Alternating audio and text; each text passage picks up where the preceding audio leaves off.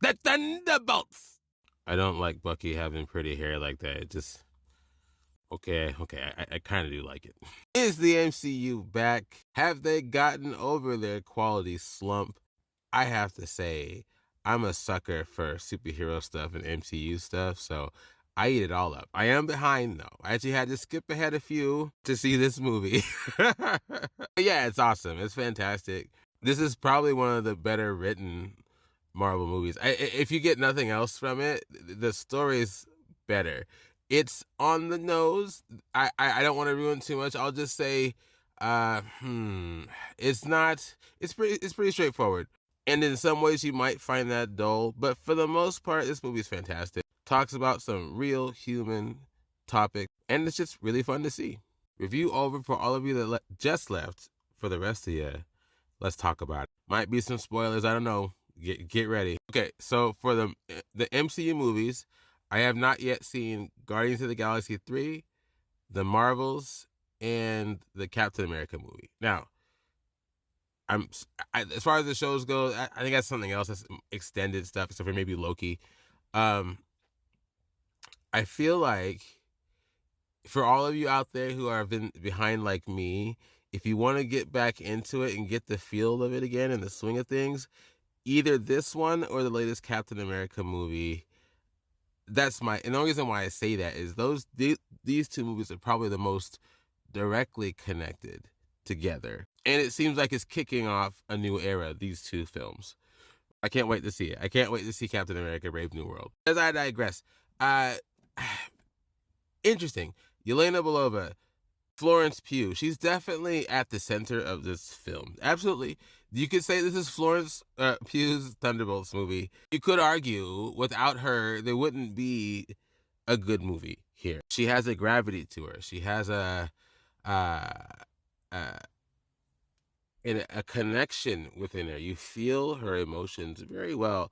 I knew that since watching her in Midsummer. I saw her in Midsummer, and man, that woman, you guys, if some of you might not know, she can emote her buns off. She's only giving you a fraction of her power here, guys, in these movies. And her acting sequences are always awesome. She's a fun action character. Very well done. Review over. No, I'm just joking. But the interesting thing about her character, I think, is she has a way of being center stage, but also shares the light with everybody else around her. All of these people in this movie, with the exception of one I won't ruin, who disappointed, but it's okay. I don't know. Maybe near the end. All of these people become connected, intertwined. They need each other. They have a bond that I don't think I've seen in any of the Avengers movies. I don't think I've seen it. Not like this. They are connected on a deeper level than I have seen any of the Avengers. I don't. You have to see it to believe it. They all have this darkness. If you guys know anything about the character they're up against in this movie, within them, they all do. So they also all share in a similar pain, a similar emptiness. They get to bond over this, and that's something you see little bits of it in the Avengers movies and the previous Marvel movies, right? But all of them are connected. All of them. You see them really needing to depend on each other. And I think one reason why this works so well is most of the characters here in this movie, they're more grounded heroes. They're not like the Thors and the Hulks. They are super soldiers, capable of incredible feats for sure. Well, 3 of them are super soldiers. They're highly skilled, and some technological advances with a couple. Anyway, they don't scale to that level, most of them. So the danger feels more tangible. The combat feels more real. There's a groundedness to it all. There's talk of extracurricular activities in this movie. And I mean to the darkest level. They're able to joke about it, but they're also able to, it's like a dark humor. It's like a sadness to the joke. Some of the acting here from some of these characters is next level, scary even. There's a character here you really worry about and what they're going to do. You're like, oh man, it felt almost like you're like in the room with some dangerous, scary person. No, I'm not talking about John Walker.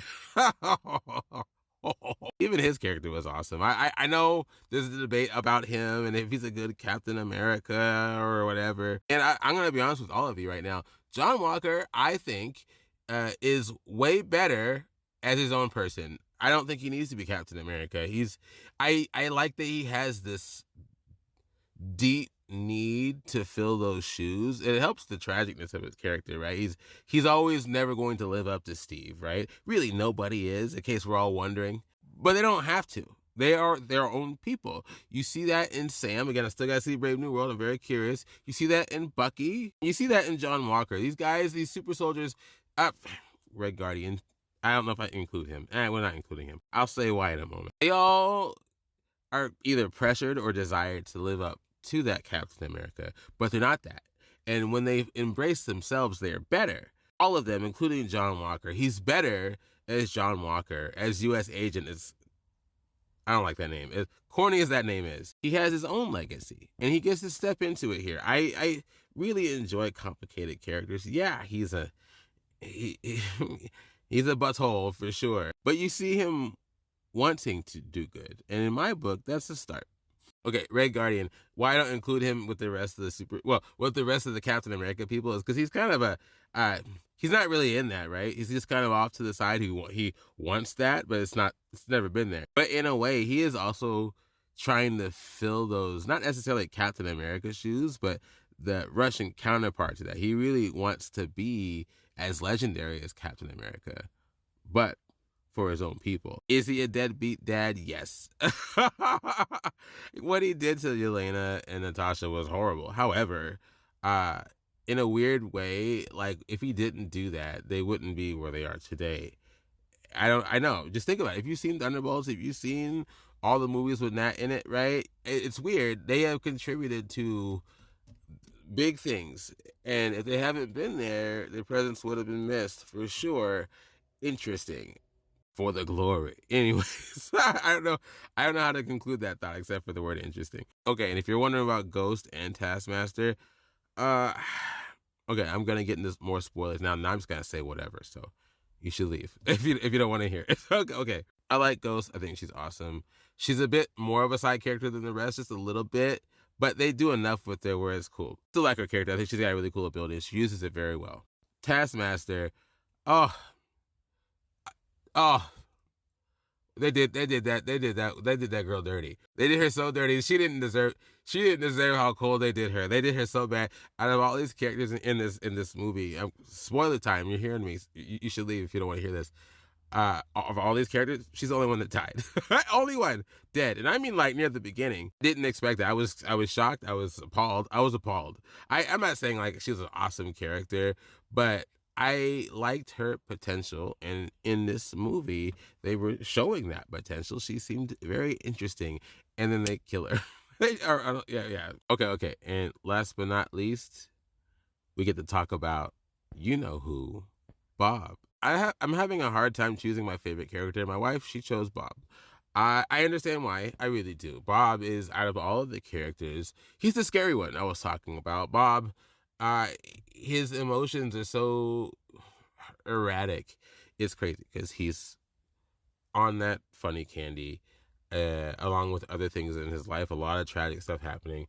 And then this man is a broken man, wrecked left, right, and sideways from all kinds of things. Unstable. And they give this man the ultimate super soldier serum.